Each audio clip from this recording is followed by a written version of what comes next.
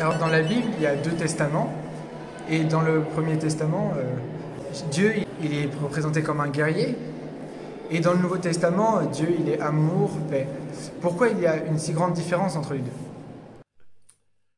Paul, merci pour ta question. Elle a été la mienne longtemps. Pour y répondre, il a fallu que je plonge dans la Bible. Et personnellement, j'ai pris ce temps-là. Et tu vois, derrière ta question, il y a celle de la violence de Dieu dans l'Ancien Testament. Alors il faut faire l'inventaire. Ce mot violence, par exemple, il est présent une quarantaine de fois dans l'Ancien Testament. Et chaque fois, attribué à la réalité de notre humanité, non pas à Dieu. Le mot que j'aime bien qui lui est attribué à Dieu, c'est le mot jalousie. Vois-tu la différence? C'est que la jalousie dit un amour. Et Dieu aime Israël, aime son peuple.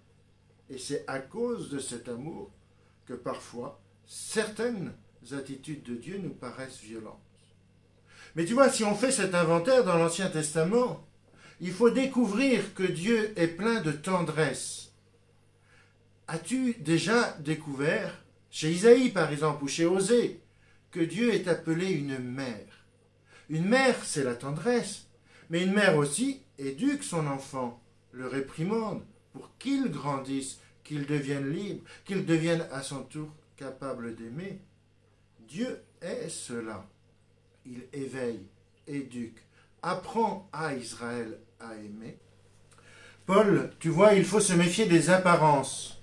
Pour découvrir Dieu, il faut ouvrir sa Bible.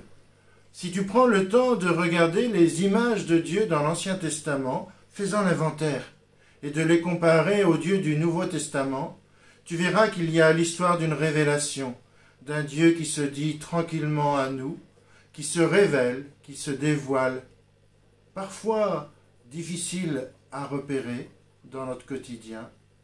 Et le meilleur moyen de rencontrer Dieu, c'est d'ouvrir sa parole.